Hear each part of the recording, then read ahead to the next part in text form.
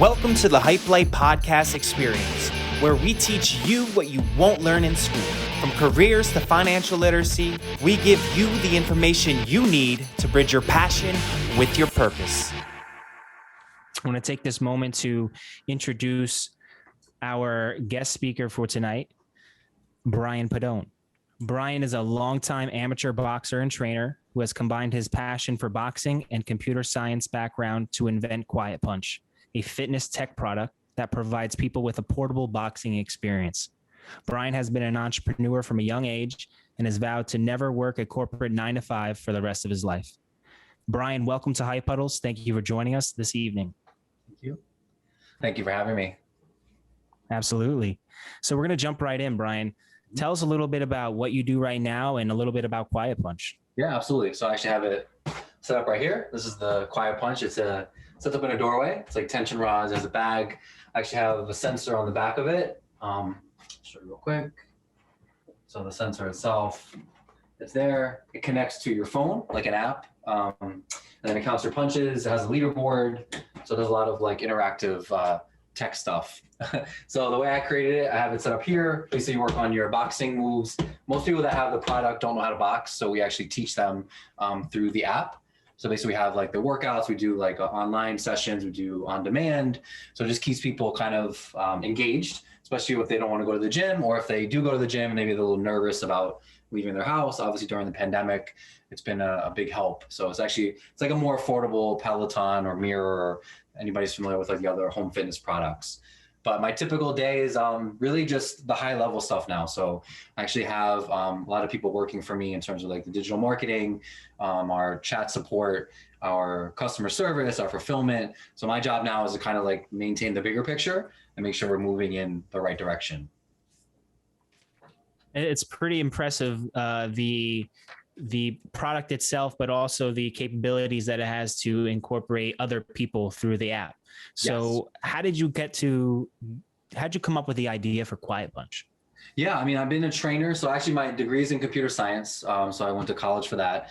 I was always into programming and software development. I did a lot of business plan competitions and different areas. And what happened was I was always into boxing. So I love boxing. And so I figured out a way to kind of mix them together. So having like the tech side and also the boxing side, kind of melded them together. I came up with the idea. I was in my apartment about 6 years ago. And I was like, there's got to be a better way for people to do some sort of workout when they don't have access to a traditional, equipment, especially in a small space. So I came up with the idea. I went through a prototyping company. I raised the funds that I needed. I went to a manufacturer. I went through a whole list. So I can go through all the details, but it took a while to get to the point of actually coming up with a tangible product. That's one thing to think of something. It's another thing to actually like make it tangible and then actually be able to sell it. That's a whole nother, another thing in itself of actually learning how to sell something. But that's how I kind of came up with it. So it took me, a good couple of years to get this thing situated, then finding the right customer base, finding the people who actually want to purchase it, getting customer support and reviews. I went through many different versions of the product because obviously I put it out into market, had people complain about it, had like good reviews, had bad reviews. And it's a really scary thing to put something out there and let people touch it, feel it, and then give you opinions that are not your family.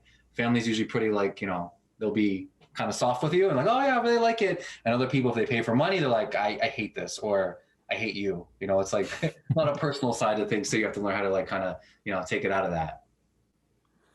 Yeah. I mean, a lot of people, like we kind of just introduced, have ideas or the thought of ideas, yes. Right? But not everyone has the, I guess, courage or maybe experience to go out and pursue these ideas. Yes. For you, it seemed like you just, you had an idea and you went after it. Have you always had this entrepreneurial spirit? Has this always been something a part of you? And if so, when did it and where did it begin? Yeah, absolutely. So I think it was always, since I was a child, I realized I like to draw. So I would do like little comic books and I would sell them to my classmates. I think I've always had the idea of being an entrepreneur.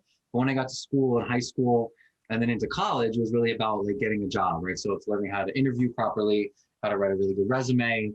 And it was really instilled in all of us, especially, going through the ranks and figuring out what's going to be your career, right? So that's so important. Who you're going to work for, how can you present yourself really well? So it's all about kind of impressing somebody else.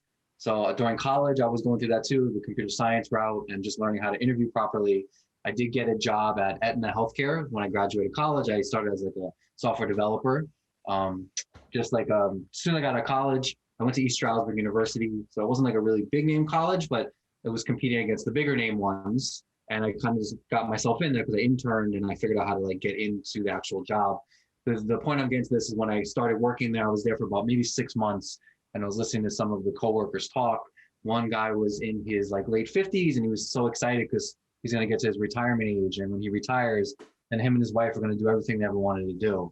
And me being at 21 years old, I'm like, wow, like I'm gonna have to wait until I'm in my late 50s or 60s to start like really like enjoying everything. I was like, I don't want to do this.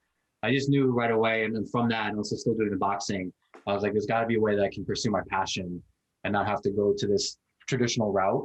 And then maybe one day be happy when I can like, retire. So you're married, your two passions, computer science and boxing. Yes. Can you bring us back into where your experience with boxing and kind of where that came in your life and how you decided that Quiet Punch was the next step for you? Yeah, absolutely. So when I started boxing at 13, competitively, just amateur. I kind of went up the ranks. I love the sport because it's such a one-on-one sport. It teaches you a lot. You get in the ring with people you don't know, and you don't have to fight people. It's like, it's a controlled environment, but it's still like competitive, as you know, Will, too. It's like the competitive aspect of the athletics teaches you a lot about, I think, like courage and also not being so intimidated. I found a loving for boxing. And then when I got to college, I started a group, like a boxing gym for mostly kids in their high school age. And I realized I was really good at like training. So kind of, the kids would come in, I would work with them, show them what I knew, and they would take their skills. And so I found that I really loved like interacting with the youth and just like seeing people kind of grow, especially if they haven't had opportunities before. So some of them were very closed off in terms of they've seen like their life experience. So they didn't know much about really anything, even a career or whatever. So it was neat to see that. And then also still doing my programming and computer stuff on the side. So kind of like the nerd stuff was in the closet, nobody knew about. I was in the gym training, so people knew the athletic side of it. But I realized there's a way that I can somehow combine them together. So I continued doing the boxing. And as I realized, like with the Quiet Punch, and there's a way that, I can do more interactive side to it, I was able to finally take the software and do all the programming myself. So for the company, for the apps, like everything is done by myself. So I was able to do that myself to, cut costs, but at the same time add in the boxing. So then watching like the boxing and people that I don't know all over the world, like are learning and using the tool, it was a really cool experience to have them kind of both work together. So you have this expertise in computers or computer science, and you also have an amateur boxing experience, but in a way it's a sense of expertise when you do it over a long period of time, kind of two different ends of the spectrum. If you were to think about passions and, you don't normally think of computers and boxing. Right. Tell us a little bit more about your computer experience and where your, I guess, passion lies within the computer science realm. I know you mentioned you do the developing, but tell us a little more about that. Absolutely. The computer science world, it taught me when I got to college, I just learned, I only speak English. I have one language, but when I started learning the computer programming, it's a whole other language, a whole other world that I can create something that a lot of people don't understand, but then it translates into something that's functional and people can use it. It was such a creative space that I can open up a laptop, a computer, and have like, just write code and actually see results from it. So it gave me a lot of control, a lot of power. It was really, really, it's exciting. It's super nerdy and super kind of dorky. But then when I mix in the boxing, it gives it a little more credibility. So it's like, you're able to take that, because, you get one side of the spectrum and the other side. If you're too much on one side, people will see you a certain way. Your other side, you put them both together, then you get like kind of the best of both worlds. But the computer side and the programming has just been awesome because I can do a lot. And then having it on the boxing side, I can actually, interact with people and touch them and they understand it, where it's not so like tech heavy. I think that the perception of computer science being nerdy is no longer a reality anymore. I think like, especially now in 2021, right? We have pretty much everything we do is technology. Absolutely. So, I guess that whole, I think it's cool personally. I think if you can write in another language, I think that's actually, I'm jealous. I'm envious of people who do that. And in fact, it is another language that is beyond, what we can speak and comprehend. So I want to just take a moment and say that's not nerdy at all. Especially, I know, probably some kids will be listening in the future and thinking, oh, well, like I could take this passion for computers and really apply it to anything, right? Mm-hmm. Like you created an app, right? So tell us a little bit about the app in itself and how, your personal expertise played a role in the development of the app for Quiet Bunch. Yeah, absolutely. So when I first came up with the bag, I was excited that I had like a bag, but I knew I needed to get some sort of tech piece to it. So I actually hired somebody to help me with the physical side of it. So I do the software, but I'm not really hardware. So it went through like probably 2 years of iteration of getting the actual sensor. Just show it. So the actual sensor itself, it's really cool because it has a lot of the technical hardware in it. So we have like the board inside of there, along with the battery. There's a piezo sensor in the back. So basically it's like they use for like electronic drum kits. So when you're tapping like a drum, I realized that instead of an accelerometer, which is kind of like moving in space, so you know where it is at all times, we only really need to know when something is hit. So imagine like a drum kit. That's kind of what this is. So it's like you're tapping a drum, it's sending a signal that they got to hit, and then it goes to the phone, the iPad, whatever. I have both the iPhone and Android. It connects to receive the signal, and then it knows that a punch happened. So that was like a really neat realization that I could actually capture somebody when they're hitting it, and then sending it out to the server, and then I can see like in a live setting of who's punching, at what time, where, and then we can make it competitive, which we do now. So when I run a live class, I actually have on my iPad, I see like all the members that are on at the moment. So when I'm doing the workout, I can see their usernames, I can see their punch counts, I can give them shout outs, and so it was really cool to finally be able to take the tech side of it and then apply it to the human side and see people like interacting. And now that we have it, I see the stats, we're at like, I think we're over 21 million punches like accumulated at this point. And we have about 400 people a month that are like actively, throwing punches. That's amazing. But it took a long time. It took a long time to get here. The first version I had, the battery would overheat, so that it would smoke, and it could set on fire. We had like so many different versions that happened that some people don't know about. I went through many versions of the bars that are produced in terms of the bag. So this has been this is like 7 years, I would say, in the making. And we're finally have a good footing.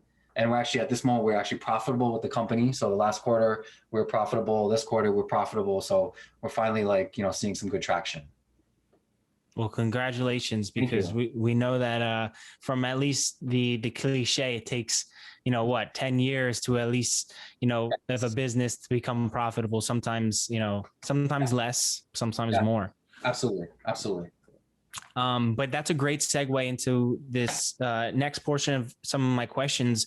Can you run us through some of the challenges you had to overcome? Because, like you mentioned, the battery overheating, how did you not just kind of give up at certain points? How did you kind of push through all the headaches and all of these challenges?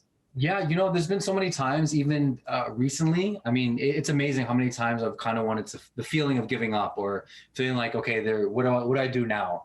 Like almost hitting a wall. Even when I get to the lows, I think I mentioned there's a point like in my last year, the bank account was super low in the business, my personal, like both were in the negative. I'm just like, what am I doing? Like I've been doing this so long. Like, am I doing something wrong? And having people around you is really important. I feel like my parents are a big play. I have some friends and stuff. Like, it's really good, the circle that you have, especially if they're entrepreneurial mindset or just like positive. You got a lot of optimism, and people are optimistic, not foolish, where they're just like, oh yeah, I'm going to make, millions of dollars. And that's, I have no game plan. But the optimism is so important, because there's definitely times when you feel like giving up and you get really pessimistic, and that happens to all of us. But it's trying to find to stay as optimistic as possible, because 9 times out of 10, at least what I've seen in my experience, is that, if I have the right direction and I'm really focused on what I'm doing, the solution will come at some point. It may not come when I want it, but it comes when it's needed. I feel like even when the times I'm okay, well, maybe we're going to run out of money, something always seems to come about. Either it's more customers coming in, maybe I need a new marketing agency. Like, it always kind of works out in the end.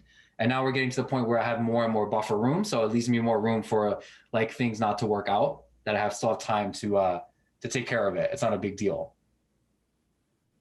But there's been so many, honestly, well, like I would say, I don't know, I can't even count how many times it's been like so many downs. There's a lot of ups too. And that's what I'm trying to learn more of now, is like really celebrate the ups. Even if they're not that big, it's like to, take the time and be like, okay, good job to myself. Because I'm hard on myself. I know a lot of people are. They're always like, they're probably their worst enemy.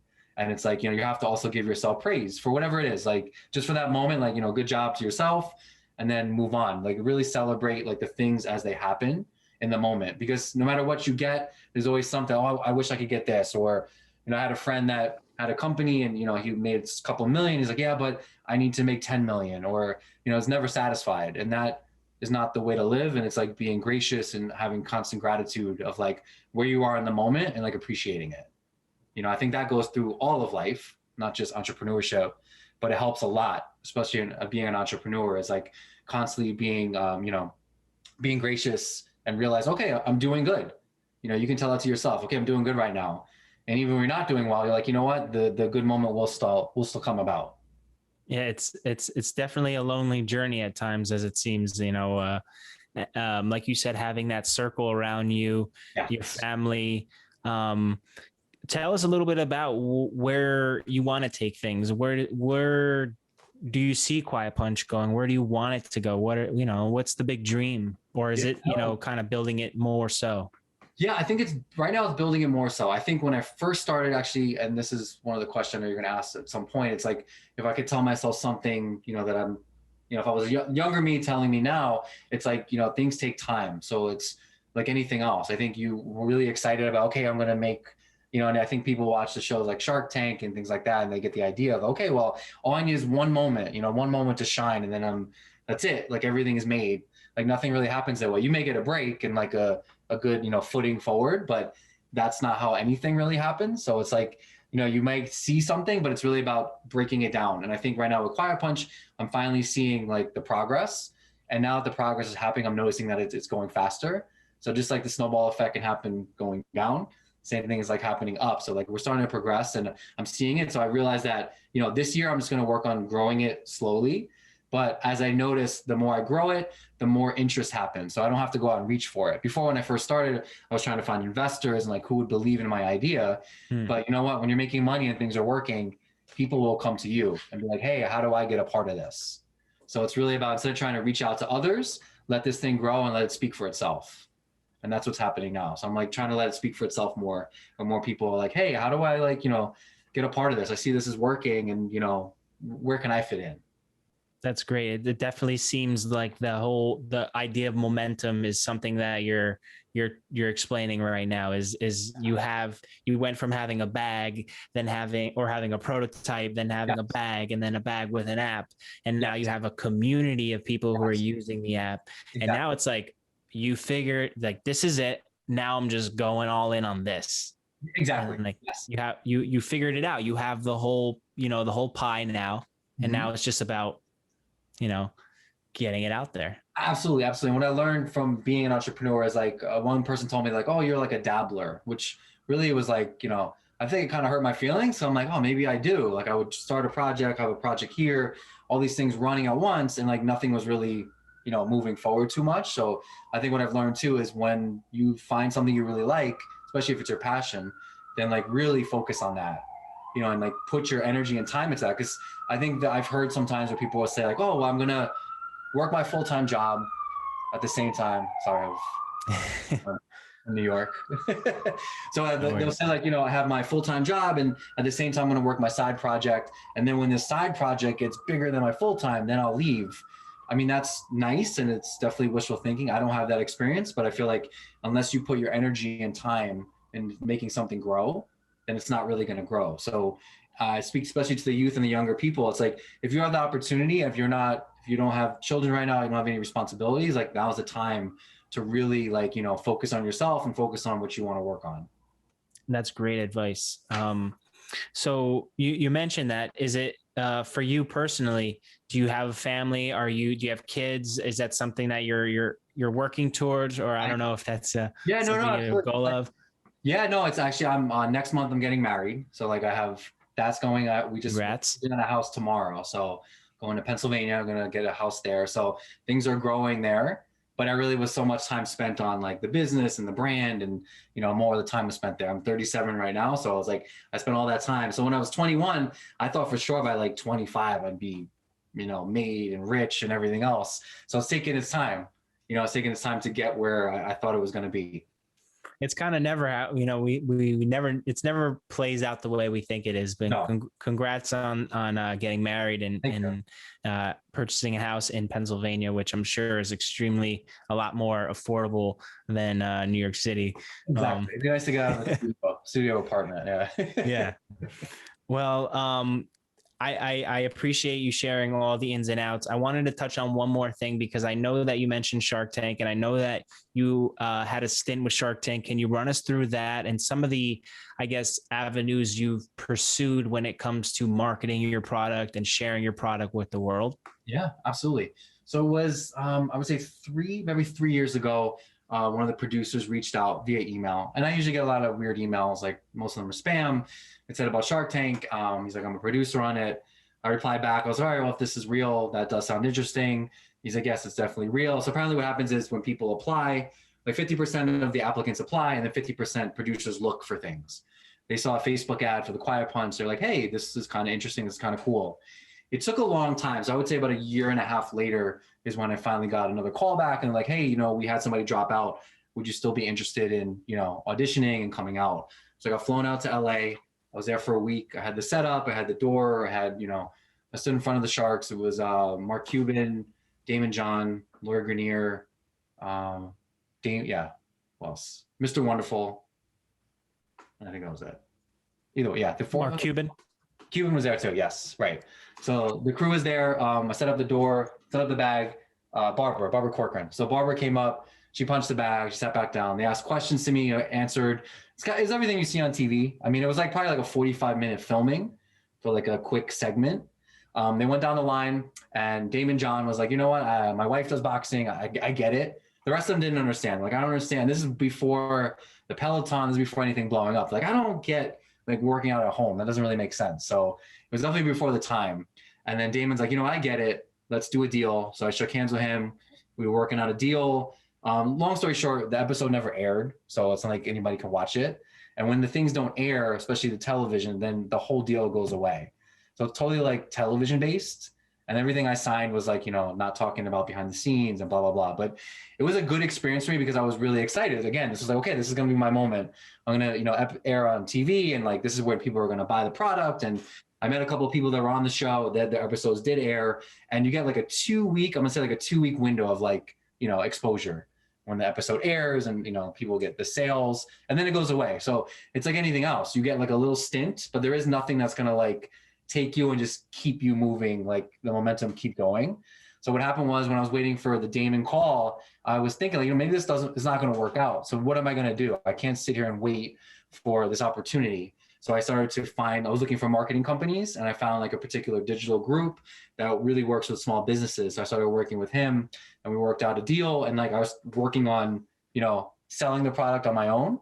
And then I got the call from Damon. He's like, hey, you know what? The episode's not going to air. I'm not going to do anything with you. So I was like, okay, no problem. So I was already preparing for that reaction. So I'm glad I did, because it kept me moving forward. So that was like fast forward like 2 years ago. And now I'm at a place where I'm excited where we are. So, that was really helpful to me because I was putting so much pressure, like reliance on that. I was like, wait, this is going to be my moment to shine. It never happened, but because of that and not waiting on that to happen, it kept me moving forward. So I'm happy that happened the way it did. And I realized, and I tell all the people that, because I have people reach out like, hey, I'm thinking about this, and this might be my opportunity. And I tell them, it's like, that's great. It's like winning the lottery. But even then, like, even if you win it and you get that exposure, like it's only gonna last a little bit, and then you got to continue working, so there is no easy ticket. There's no like, okay, we're good, I'm going to take over now and just run it for you. Right. So it's really yours. It's like having a child. No one's going to just come in and step in like, I'm just going to raise the kid because I'm going to do it better. Like, it's yours, so you got to keep doing it, and you got to keep growing it. That's a very interesting perspective. Something we don't always get to see from those who, I guess the backside of the story. So thank you for sharing that. Yes. I wanted to take this time to open it up for questions from any of our students. Hannah or Luke, did you have any questions that you wanted to ask Brian? Oh, you could go ahead, Hannah. Go. Ladies first. Yeah. Thanks, Luke. Thank you, Luke. I was going to ask, you said that you had a lot of like other things that you had tried before, like different, I guess, products or brands. What made the Quiet Punch the one you wanted to grow and make bigger? What made me think that one? Like this was the one? Yeah. Yeah. So I actually at first it wasn't. And I was like, I don't know. What really changed my mind was people started using it and they're like, this is really cool. So I got like feedback from other people. Sometimes I think in our head, we're like, oh, this is it. And then you put it out. And I was like, you know, I don't know if this is really cool. I really made it for boxers. Like, this is going to be cool for people to like box. And I had non-boxers like, oh, this is kind of cool. Like, I like this. My kid likes this. So I think the outside feedback gave me like, oh, you know what? Maybe I should stick to this. You know, so that was really, I think, what kept me moving with that. And then once I stuck with that, Hannah, and all of a sudden, like, I started seeing more and more momentum pick up. And I'm like, you know what? Maybe this is it. So it took me a while. That wasn't immediate. It wasn't like love at first sight. Like, yes, that's it. You know, it started to build itself up. And then I stuck with it. And that was it. Yeah. Great question, Hannah. Thank you. Luke, you want to ask your question? Yeah, sure. I was going to ask about funding. Now, in the beginning, did you ever seek external funding? Did you just take on all this like with your own savings and pretty much just go off of that? No. How did that work out? Yeah, absolutely. It's a great question. That's a really good question. So when I first started, I was training people. So to get the prototype, I did extra training. So I raised the money myself, like for the prototype. I knew a guy, Chris Santos. So I was training a particular person. He's one of the judges on Chopped. And I knew him, just training him. And I kept pitching him the idea. I'm like, you know, I'm gonna start this thing. What do you think about it? He's like, yeah, let me get back to you. So I kept hounding him. So he gave me, it wasn't a lot. It was 15,000 total, but it was like 5,000, 5,000, 5,000. So even then, like Luke, it wasn't like a ton of money. As of recently, I was able to raise a lot more only because I was making sales now. So, but yeah, it wasn't easy. And it's hard to like value your company if you're not making sales. Like it's all like very like, you know, kind of in the clouds. Like, yeah, this is how much it's worth. It's worth, you know, X number of dollars. Even the Shark Tank thing, it was like, you know, you say a number and they kind of play with it and like move it around. I mean, that's all TV, but behind the scenes, it's like, you got to really, people have to believe in you and be like, you know what, this is really cool. And it's also timing and finding the right person. I knew a guy then who knew people that invest in real estate, and they were like, you know what, I'll give you 30,000 for a percentage point. I'll give you 60,000. And they weren't too concerned. It wasn't a lot of money. So I was able to get 300,000 on like the side piece there, but it was cool because these investors are not like on top of me at all. They were just like, yeah, this is cool. I want to diversify what I'm doing. But that took a long time too. It was really, I had to raise a lot of my own just to get something moving and like showing that it works. So, but I know you see like on, especially in LinkedIn, you'll see like people raising, you know, the Series A and Series B of like, you know, 10 million, 50 million, you know, valuations of $1 billion, you know, that's all cool, you know, but at the end of the day, it's like, you know, who do you know? And then like, what kind of team do you have and what group? So that what we're seeing on like, especially on some of those things is like, that's like the 1%ers that we get to see like these gigantic raises, you know? I was also going to ask as a follow-up. So you had more of a technology background. How did you kind of navigate that business space, not really having the knowledge of how, like, you know, giving up an equity stake in your company and especially how to value it early on? Absolutely. Absolutely. You know, I didn't learn until much later. So I think with the computer science degree, I knew that I can like build stuff like, you know, on the programming side. So what happened was it was really just trial and error, honestly. I think I learned as I went, and I only learned when I needed to. So even P&Ls and profit and loss, I'm like, I don't care about that until I had to do it. You know, as I was like writing it and like when I started to try and get some investors on board, I'm like, I need to learn this. So a lot of it was learned on the job, you know, and then kind of not so much faking it until I make it. It was really like trying to learn it because I wanted to learn it. It wasn't just getting all this knowledge of like kind of these boring ideas. It was like, okay, I need to apply this now. Like, what does this mean, right? Like, how do I figure out, how do I lower the cost of goods? How do I do this? So then I would learn it as I went. So it really was more about, I think, learning on the job for like the business side of it. Great And question. I think that helps a lot too, because that's also part of, I think also what happens is I think you get too lost in the details and the minutia of business that it's really hard to start your own business. You know, I think the more you learn about business, the less likely you are to start your own, because you realize how much goes into it, you know, and like, wow, this is a lot that's going to happen, a lot that can go wrong. So I think sometimes a little bit of ignorance is bliss. It does help when you're just kind of like passionate. You're like, I want to do this. I'll figure it out along the way, you know, instead of kind of scaring yourself. Because it is entrepreneurship, especially that kind of route. It is scary. But if you put it in perspective, it's not as scary as kind of working, you know, if you're at a particular skill set and you're working 9 to 5, at any moment you can be let go. And they can be like, you know what? I realized this when we're talking now, like when I was in high school, my dad lost his job and he was out of work for about 1.5 years. And my family filed bankruptcy. So I learned, and my dad was a computer programmer. He worked for a computer company. When there was a problem in the market, he had a tough time getting a job. So I had to write a letter to the congressman to see, like, had like a special program to kind of pay your mortgage, like for a house. So I was able to get my family that. But I think from that, it really taught me a lot about like how not really safe you are having a job. I know it sounds like, oh, I got this steady income, but realistically, it could be taken away at any moment. Yeah, thank you. Yeah, no problem. I have another question. So with the pandemic and everybody being home, it obviously put a strain on a lot of businesses. But for you, since your product is an at-home workout, did it like not skyrocket, but did you see a growth? I did.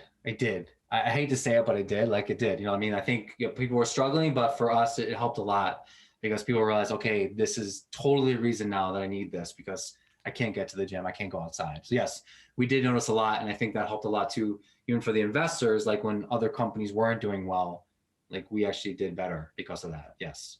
That's a great question, Hannah. I was actually thinking that myself. We have a couple more minutes for questions. So guys, feel free if you have any more. Brian can take it. So yeah, I wanted to ask kind of like what's next after this stage of you hit profitability, like how like what's after this? Like I feel like that's always like, you know, a good question is like what's next after this? Absolutely. I think now that we're finally becoming stable with like being profitable, at least this year is now it's growing it a little more, meaning lowering my cost to acquire customers a little bit more, increasing sales a little more so we can like make it a little bigger so it looks a little prettier. And then I want to go out for probably another round of funding, but now at a different valuation. So, you know, looking at, okay, now the company's worth this much money for this amount of equity. So before, just to give you an idea, like we were valuing the company at $3 million, and that's how we were raising the money. So like, okay, if you want a 1%, then you pay $30,000 to get in. The idea now is to raise that valuation so we can give out less for more money. So that's kind of the idea, is like really inject more money into the company so we can expand in terms of how we're reaching our customers. Since I'm lowering the cost, I'm getting like a really nice model that works, and now I can like scale that up. So the next step is to start to scale that up so we can see more and more money. And then in terms of that, then it'll probably be coming up with other product lines, maybe adding more to the product, and probably looking for some sort of partnership. So other groups that already have some sort of like home related, maybe not so much the fitness side, but if they're talking about like diet and nutrition, there's a company called Noom, which like basically gives coaching to people like looking for diet and health. So it'd be really cool to figure if we can partner with a group that's already doing something kind of like health related, that we can like incorporate it in. Like, oh, I'm getting my diet, I need something I could do when I'm at home. Let me add the workout to it. So integrating that, and with the tech side, we can like then integrate their data in, right? So if they have their customer feedback, then we can like add ours in. So if you have like, you know, your diet, then you can also have your punch count and your calories burned, like all in one place. In terms of marketing, who is your target audience? Because obviously like you want everybody to use it, but who do you go towards to sell the product to them?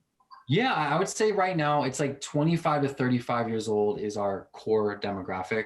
It's a split, honestly.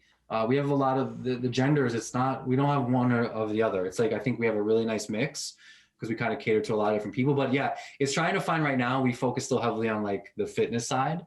So someone is talking about diet, if they're talking about weight loss, or talking about strength training, like we hit that audience first. It's a harder sell to get people who have never done working out before or like boxing.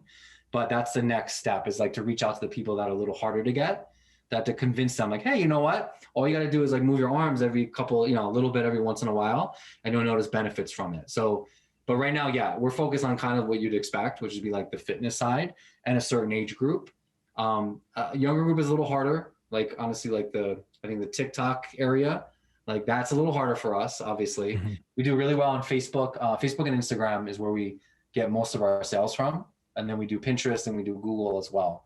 But Facebook and Instagram, where we get basically all our sales come from social media.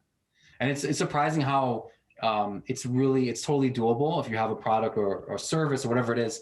Like social media is so amazing. And I know people are like, oh, whatever, I don't want to see ads, but it does come in when you need it. Like if you're really looking at something, oh, this is really cool. It's such a great way and such an inexpensive way to get customers. Where before it was like print and really old school media would cost a ton of money. You can do Facebook and spend a couple of dollars a day and then find you can get customers. So it's totally doable for people. Did you do any like guerrilla marketing, like unconventional, like going to like in-person meetups at places and bringing the product, or like? I wish I could say I did, because that's a cool story, but I'm a little more introverted and I'm like, I don't want to go out to meet people. To be honest. I mean, the social media has done so well for us. I think, that was really what happened. And we did have one video. It's actually 3 years ago. It was cool. We had one of the instructors from Peloton. We sent her the bag and she was punching it. She created like a little video on her phone. It was Floyd Mayweather, Conor McGregor. So it was like a big fight that was really trending heavy. So we had the video running on Facebook. We weren't paying for it. It was just like on there. I noticed the day of the fight, there was a little spike in traffic. And the next day we had like amazing traffic in terms of people viewing the video, and they went to the website and they bought the product. So we actually sold out in one day because we had one of these videos go viral. It was 5 million views. It was 50,000 shares. It was just like, it happened so fast. It only lasted about 2 weeks, kind of like the Shark Tank thing. But it was really neat to see that, because the viral thing is legit. And then it actually translates into sales. So we sold out completely, and then we went on to pre-order mode and we sold out like right away. So it was really neat to see what happens when the buzz really does happen.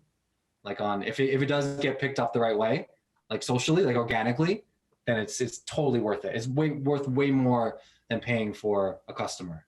I think I just have one more. Now, how do you protect yourself against copycats? Do you have any patents at all on the product? Or? Oh, that's funny. That's a good question. So I have, this is only publicly filed. So what I did when I first started, I publicly filed it. I did the provisional, and then I went for the non-provisional patent. So they get the full utility patent. I let it lapse. So I was like, you know what? This is actually going back to what Hannah had asked. I kind of was like, I don't know if this is going to work. And I kind of let it go. So a year went by and I actually missed the opportunity to get the patent for it. So what it has right now in the public filing is it's under my name. It's the whole setup. So no one else can get the patent, but it doesn't mean they can't copy it. So we actually did have a copycat, I would say around the holiday season. It was coming from China. It was just a bag, not this bag, but they had their own bag. No bars. It was just like, and they used the same video. So they took our videos, they took me and like, oh, this is by the Quiet Punch. Actually, at one point they had it and they spelled the name wrong. It said Quiet Punch on it, but they were selling it and people were reaching out like, hey, I bought your bag. And the price was like way, way less. They're like, but I don't have the rods. Like, how do I set this up in the doorway? I was like, oh, I'm really sorry, but that wasn't us. Like, you can go here to get the product. So what I did was, and I talked to them because I do have a legal team now. Outside of the US, there's not much you can really do. Even a cease and desist, there's really nowhere to send it. So my recommendation, especially when it comes to a patent or copycats, is like to try and get to market as fast as possible and like just do it. Like do it good. Because people ask me that a lot, especially with the patent, and then they're going to spend, because it's expensive. It could be like $10,000 to finally get a patent after all the legal fees.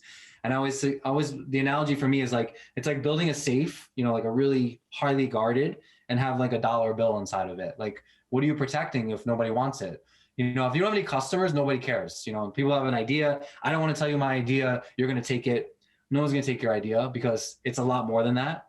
It's actually implementing it. It's executing it. So I feel like if you have a good product and a good idea, and if you get copycats, it's almost a little bit of a compliment. That means that people realize, oh, wow, this is something I can make money off of also. So to your question, Luke, it's really, I think for me, it's like, just get to market. Like if you have an idea, then go for it. See if it actually works, meaning like your customers care, and will people pay for it? That's a whole nother thing. You could have an awesome idea, awesome product, but will people give you money? I mean, it's really hard to get people to give anything, especially if we're talking a lot of money. Like, hey, yeah, this is how much it's worth. Okay, yeah, let me pay you. How fast can I pay you for what you have to offer? So, yeah. All right, cool. So, Brian, you have a product, you brought it to market. Mm-hmm. It seems quite simple, but I know that that's not the process. Yes. So for your activity, you're going to explain it, but can you walk us through, I guess, the process first of what it takes to bring a product to market, and then, you can go into explaining what the activity is? Yeah, absolutely. Absolutely. So really, I mean, to take a product to market, I think first it's defining what your product is. So if we're talking something physical, which I believe, yeah, I mean, it kind of is the same. I think both what Luke and Hannah were talking about, even like a software related, is still physical. So it's really first defining what you want to build or make, or the service.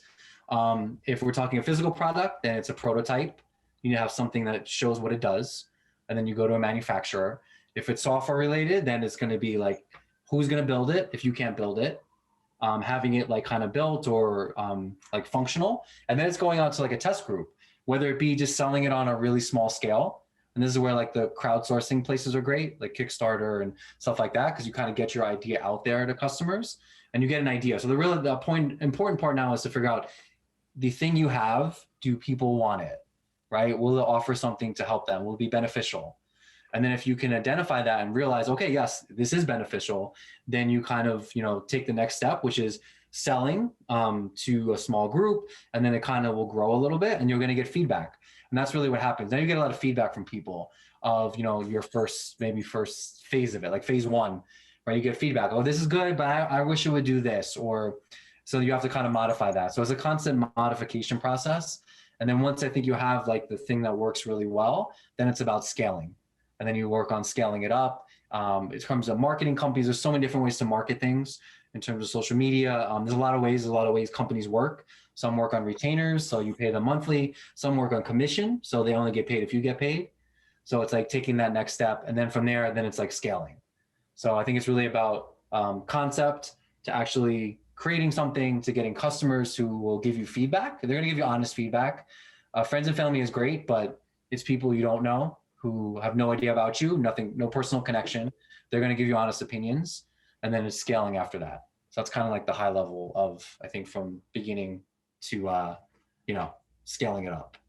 Awesome. So do you want to go ahead and jump right into the activity? Yeah, I want to. So I have a spreadsheet, but I think what I'm going to do is so both Hannah and Luke had their things. Let's jump into this. So I think for Hannah, you were talking about the virtual learning. Is that correct? Yeah, in my mind, I was thinking like how they have like the virtual reality type thing? Yeah. Something like that. Or like, have you ever seen the like the police training where it's like a room that is like a projector? Yeah. You could kind of like experience what's happening, something like that. Okay, that's cool. Yeah, absolutely. I mean, the main thing is, I guess, so Hannah, what is your background? Like, what are you going to school for? I'm going to school for social work. Social work? Okay, cool. Very nice. I think for that, so if you're going to go into like the virtual side or tech side, you'll need like either, I don't know if you have any friends or like developers or like software. If you don't, that's fine. So it's really, I think if you're going to come up with an idea, I always suggest this. I think you want to stay like in something that you know really well, so that's important. So if you're like, and it doesn't have to be like tech related. So if you're in a certain area and you see that, especially like if you're working on the social work side, I'm sure there's something you can see, like a process that maybe needs to be like, oh, this could be automated, right? If that's something you're seeing. So it's really trying to find like a trend, I think, of like, okay, this is something that I see and people do this all the time, right? I bet you it could be done more efficiently, if that makes sense. So like that, and you could probably start on a smaller scale instead of going like maybe so high level of something that's really hard to kind of, conceive. Then maybe you can start on a smaller scale of something that would be, so if you're talking the virtual learning, and I totally understand that, because I think that's huge, because there really is. I don't think the Zoom is doing justice, especially with all the kids now doing, distance learning. So I think there is a good start to that. I can't really give an idea exactly if you're without a background or knowing somebody that can do a little bit of the, the programming side of it. So maybe if you can think of an idea too, that even if it's something physical or tangible that you have or can think about, because when it comes to the physical side too, Hannah, like even a tangible product, you don't need a lot of know-how behind that. So if you have something that you're doing on a daily, you're like, oh, this would be really cool if I had this, or this extra thing, whatever it is. Like a prototype is really simple. It doesn't take much. It's really then like when a prototype comes, it's just figuring out if people want like to use it. It's probably not helping you that much, but I'm trying to get to the point. I know that like with your idea, it's a little harder, I think, if you don't have any way of kind of like building a prototype, you know, for the virtual training. But what you could do really though is even doing some sort of coming up with a concept of like how it would work. So forget even the tech side of it, just kind of like sketching out like what you think, like how it should look or how it should work. And that's a really good start. So I think for that is like just even like sketching on a piece of paper, like what you're thinking about it.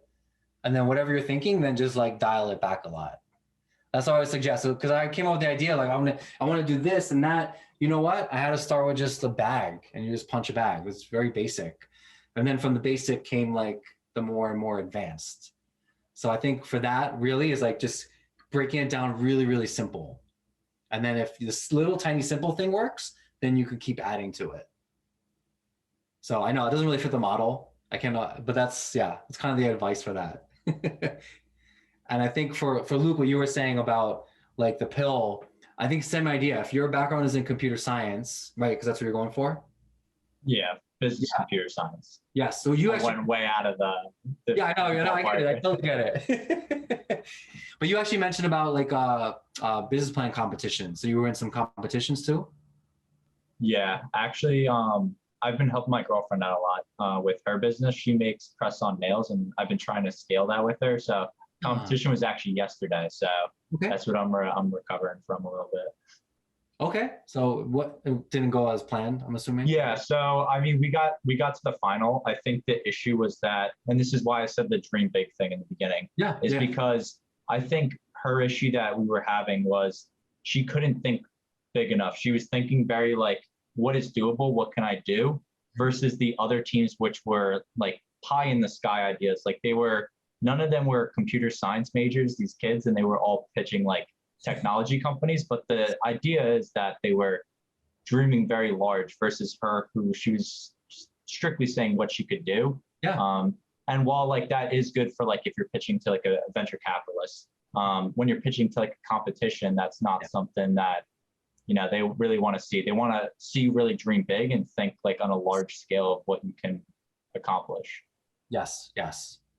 No, totally. I've been to business plan. I was a judge on a panel too. Yeah, it's hard. It's hard with the competitions because exactly people want to see like, oh, that'd be so amazing. But realistically, everybody knows it'll never like come to fruition. You know, like even the seed money, like some of these ideas, if you're talking like a $10,000 prize, $20,000 prize, it's going to go nowhere for these like grandiose ideas, you know. But I think if you like the pill thing, I'm not obviously super familiar with, you know, that area, but it's kind of the same thing I would tell for Hannah. It's like, it really is. I think it's like, you know, whatever you can conceive. And I appreciate that what your girlfriend is doing, because it's like, you know, you got to start somewhere. You got to start something that's actually like tangible that you can actually manage or do. And then from there is when you can add on.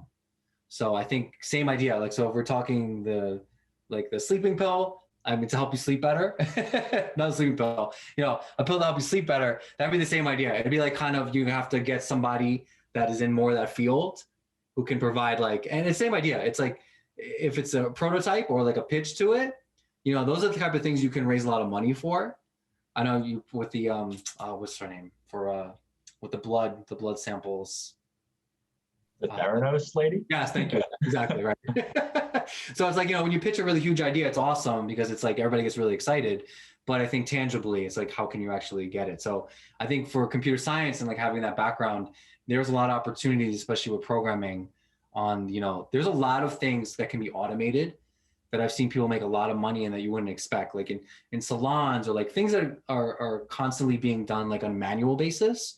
Once you put a little automation to it, there's a lot of people and places that'll pay for that. Because I did learn, like, you know, I know like Will said, which is true, like programming is becoming bigger now, which I'm really happy about. They're teaching it in classes in schools more, but it's still such a small population of people that can program. So it is really, and I learned this from this one group, and it's true, like to make a product really good or a service, you know, it's like being really focused on what you're doing. You do not have to, everybody is an expert in something, and they really are. Everybody has a hobby, everybody has an interest. So like you're an expert in something somewhere, and then people are willing to pay for that because they're not an expert in that area. So it really is learning what you're really good at And especially if you're like excited about it. So that's what I think is like, if you're a hobby and you're like, you know what, I like doing this, but if you do this thing a lot, for you, it becomes like second nature. But to other people, they're like, I don't even know how you do that. Like, that's really cool. Like, I'll pay you for that. So it's like trying to find those kind of ideas. That's really important because every single person has an expertise. Like everybody has something they love and they do it a lot and they think everybody else loves it, and they're like, oh, but I love this. This is what I'm good at. So it's like trying to find that. I think that's the idea, or something that you're really good at. And if you're doing programming, there's so many opportunities there. There really is, because a lot of places and industries that do stuff on a manual basis just because that's what they've always done, right? They're like, yeah, it works. I don't need to change it. So, but it's like, yeah, but if we just added this one little thing here, you would save this. And like, oh, that's really neat. And then they would adopt it and use it and try it and then tell other people in the industry. So like, there's a lot of opportunities there as well. So it's just like, keep an eye out for that.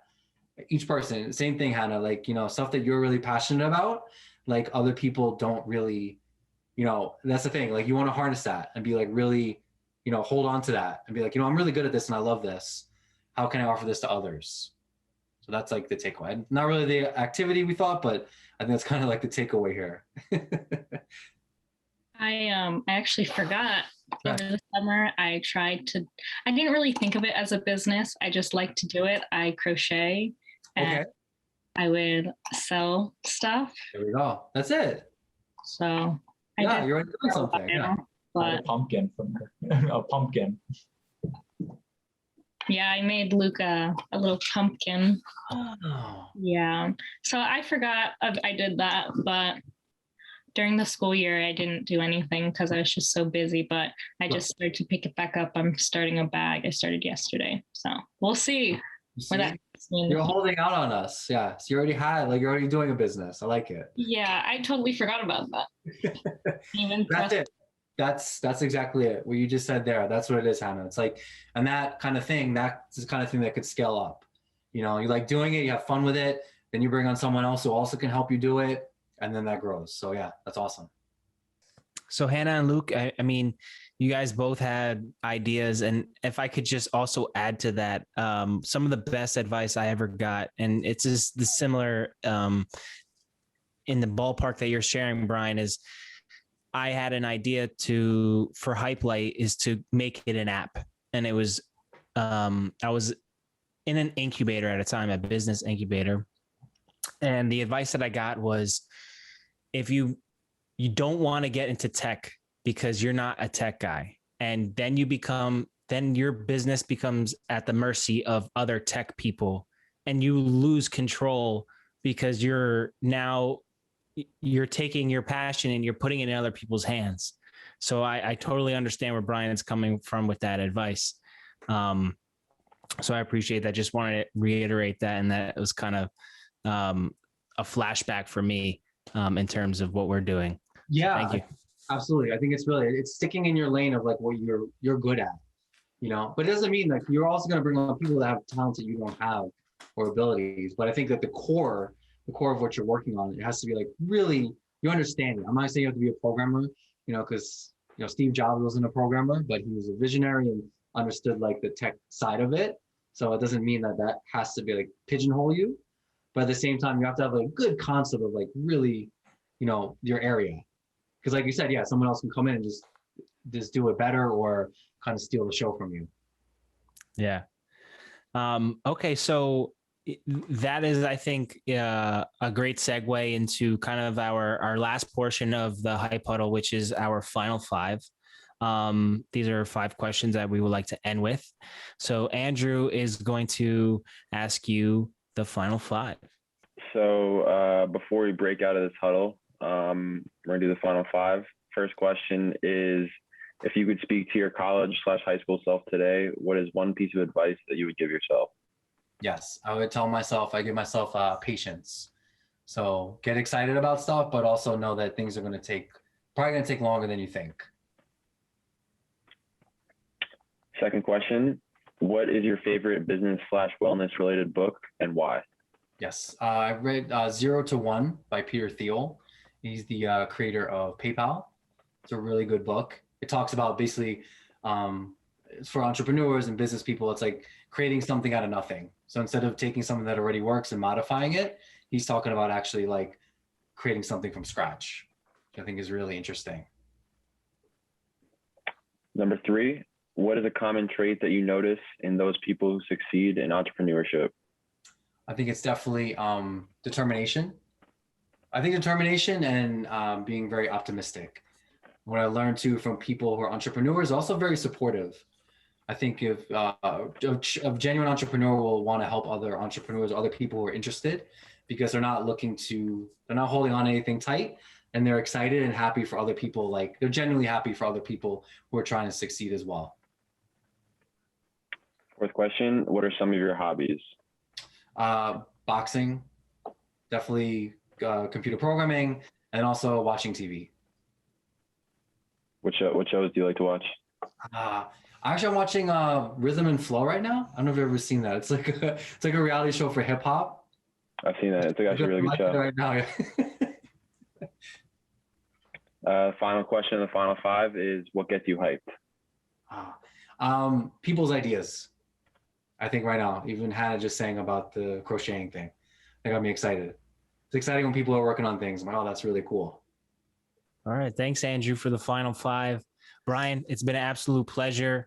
We appreciate you. You are an inventor, a visionary, an entrepreneur, a mentor. We really appreciate you taking the time to join us in this Hype Huddle. Is there any final words I want to leave you with? If our students want to get in contact with you, how can they find you? Can they reach out to you? Yeah, absolutely. If they want to reach out, quietpunch.com.